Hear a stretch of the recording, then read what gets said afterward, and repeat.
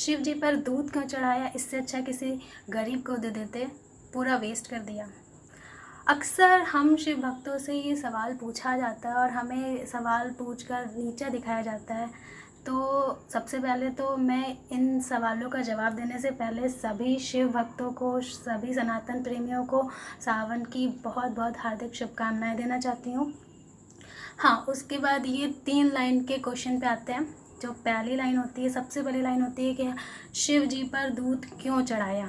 तो इसका एक बहुत ही सटीक सा आंसर मैं देना चाहती हूँ कि एक हमारे भाई साहब हैं, वो अपने पूरे परिवार को लेकर गए ताज होटल में। तो जैसे ही वो वहाँ से आए वापस, तो पूरा जितना भी अड़ोस पड़ोस के लोग थे सारे लाठी डंडा लेके खड़े हो गए। कहते कि आप अपने परिवार को ताज होटल क्यों लेकर गए, जबकि आप तो खाना घर पे ही बना सकते हो। तो उन्होंने एक सीधी सी बात बोली, मेरी मर्ज़ी, मेरा परिवार, मेरा पैसा, मेरी मर्ज़ी, आप कौन होते हो।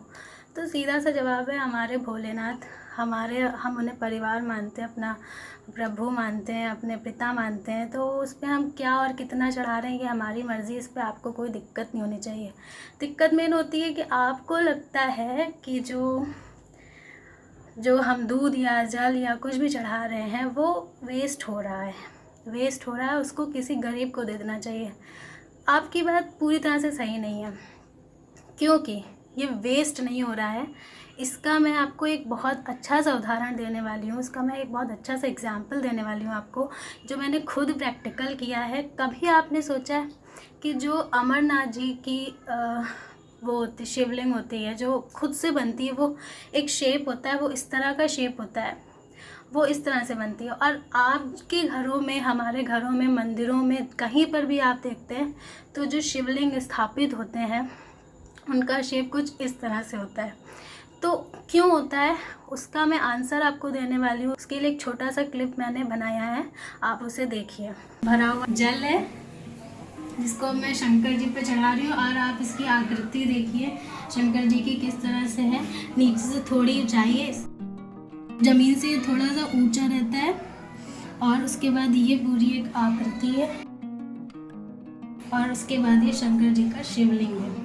आगे मैंने ये एक कंटेनर लगा रखा है, देख सकते हैं आप, इसको मैंने यहाँ पर फिक्स कर दिया है। अभी मैं जल चढ़ाने जा रही हूँ।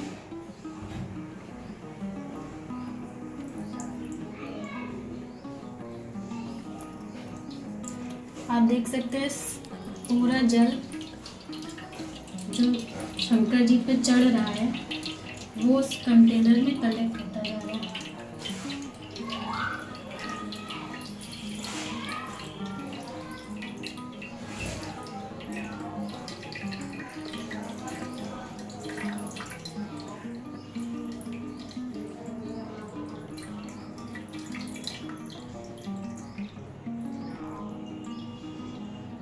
देख सकते हैं सारा यहाँ से पूरा जल, ये पूरा इधर होते हुए कंटेनर में एक एक बूंद आपका ये निचुड़ जाएगा।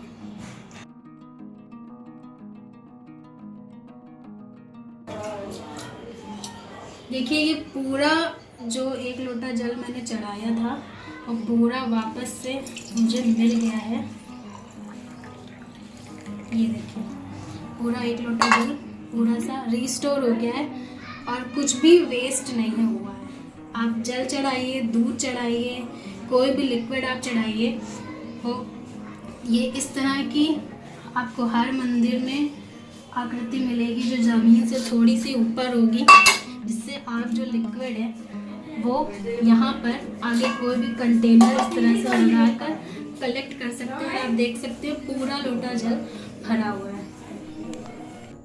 जैसा कि अभी आपने एक वीडियो में देखा कि मैंने शंकर जी के ऊपर 1 लोटा जल चढ़ाया, और वो पूरा का पूरा जल मैंने रीस्टोर कर लिया, वापस कर लिया। तो जो आप देखेंगे कि कहीं भी आप देखेंगे, किसी भी मंदिर में जाएंगे, कहीं भी जाएंगे आप, तो आप देखेंगे कि शंकर जी की ऐसी संरचना है, इस तरह की संरचना है।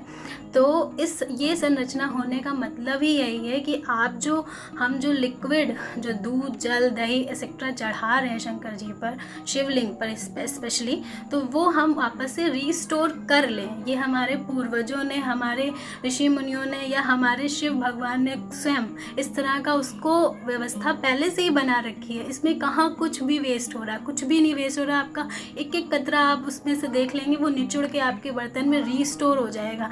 कुछ भी वेस्ट नहीं हो रहा है। आप उसको खुद पी जाइए या किसी गरीब को दे दीजिए। जैसे कि आप लड्डू पेड़ा चढ़ाते हो, उसके बाद उसको खुद गटक गटक करके खा जाते हो। आप अपनी पसंद का चढ़ाते हो, नहीं भैया मुझे तो नारियल वाला पसंद है, मैं नारियल चढ़ाऊँगा, मुझे लड्डू पसंद है, मैं लड्डू चढ़ाऊँगा, क्योंकि आपको पता है कि वो आपको खुद खाना है। तो आप वो गटक गटक करके खा जाते हो। आप किसी गरीब के बारे में तब नहीं सोचते हो, बट जब एक लोटा दूध या एक लोटा जल चढ़ाना होता है तो आप सोचते हो। तो ठीक है, अच्छी बात है, क्योंकि आप उसको वेस्ट होता दिख रहे हो, पर इस बारे में कभी किसी ने सोचा नहीं कि वो ऐसी आकृति इसीलिए ही है क्योंकि दूध या लिक्विड शिवलिंग पे चढ़ता है। अधिकतर आपने देखा होगा वहाँ पे भगवान पर या कोई सॉलिड फॉर्म में चढ़ता है प्रसाद, या फूल चढ़ते हैं, या लिक्विड फॉर्म में शिव जी पर ही चढ़ता है। तो अधिकतर लोगों को, शिव भक्तों से प्रॉब्लम होती है कि आप दूध वेस्ट कर रहे हो, किसी गरीब को दे देते। तो जैसा कि आपने वीडियो में देखा, कहाँ वेस्ट हो रहा है, कुछ भी तो नहीं वेस्ट हुआ है। आप 2 बर्तन लेकर जाइए, आप कहीं पे दूध चढ़ाने जा रहे हो, 2 बर्तन लेके जाइए, आप एक जल चढ़ाइए, एक आगे लगा दीजिए, आगे से आपका पूरा का पूरा वो दूध रीस्टोर हो जाएगा। उसमें आपका कहाँ वेस्ट हुआ। और जो थोड़ा बहुत कहीं पर भी रह गया मान लीजिए, तो वो छोटे छोटे इंसेक्ट्स होते हैं, चींटियाँ होती हैं, वो सारे पी लेते हैं, खा लेते हैं, तो उसमें कहाँ वेस्ट हुआ। दूसरी बात ये है कि आपके तीनों क्वेश्चन का आंसर मैंने दे दिया है कि आप शिव जी पर दूध क्यों चढ़ाते हैं। जाहिर सी बात है, आपसे कोई पूछने नहीं जाता कि आप अपने परिवार पे कितना क्या क्यों खर्चा कर रहे हैं। तो शिव जी हमारे पिता हैं, हम हमें पिता मानते हैं, हम जितना मर्जी चढ़ाएं उन पे चढ़ा सकते हैं। इसमें आपको कोई दिक्कत नहीं होनी चाहिए। दिक्कत बस यही आ रही होती है कि आपको लगता है कि वो वेस्ट हो रहा है, पर आप वेस्ट कर रहे हो नहीं रहा है। और सवाल अगर पूछते हैं तो उसका जवाब ढूंढने की कोशिश करिए। सवाल सिर्फ पूछ लेना ही काफ़ी नहीं होता है। अगर आपको लग रहा है कि वेस्ट हो रहा है तो आप उसका एक निवारण ढूंढिए कि इसको वेस्ट ना हो। और निवारण आपने नहीं ढूंढा, आपने नहीं देखा, जो कि हमारे पूर्वजों ने, हमारे देवी देवताओं ने, हमारे शिव जी ने उसको पहले से ही इस तरह की संरचना बनाकर ही आपको दी है, स्थापित करने वाली, कि उसमें आपका कुछ भी वेस्ट नहीं हो रहा है। तो इस करने का क्या फ़ायदा है। हम अपने सभी लोगों से गुजारिश करेंगे कि आप जब भी कहीं भी जाएं तो 2 बर्तन लेकर जाएं, अगर आप दूध जल कुछ भी चढ़ा रहे हैं। दूसरी बात है, हम अपने बड़े बड़े मंदिरों के पुजारियों से भी ये चीज़ अपील करेंगे कि जब भगवान ने ही वो संरचना बना कर दी है कि आप कुछ भी वेस्ट ना करें, तो आप भी कुछ मंदिरों में भी इस तरह की व्यवस्था करिए कि जो भक्त की जो भीड़ है, वो जो आकर चढ़ा रही है दूध या शहद या लिक्विड कोई भी, तो वो रीस्टोर हो सके और आप उसको प्रसाद के रूप में बांट सकें किसी को भी, ताकि किसी को भी आपत्ति ना हो। इस बात को लेकर हर बार ये सवाल उठाया जाता है और हर बार हमारी आस्था को ठेस पहुंचाया जाता है, जबकि इसमें ऐसा कुछ है ही नहीं। गलती हम लोग कहीं ना कहीं कर रहे हैं कि हम उसको बहने दे रहे हैं, जबकि हमारे शिव जी ने उसको पहले से ही ऐसी व्यवस्था बना रखी है कि उसमें कुछ भी वेस्ट नहीं हो रहा है। Thank you. मुझे लगता है आपको लोगों को ये वीडियो अच्छा लगा होगा। अगर आपको अच्छा लगा, आपको कुछ इनोवेटिव लगा है, अगर आपको लगता है कि इसे शेयर करना चाहिए और एक नई शुरुआत करनी चाहिए कि हम कुछ भी वेस्ट ना करें और सबको ये चीज़ सिखाएं, बताएं, तो ये वीडियो आप शेयर करिए ज़्यादा से ज़्यादा। नमस्कार, जय भोलेनाथ।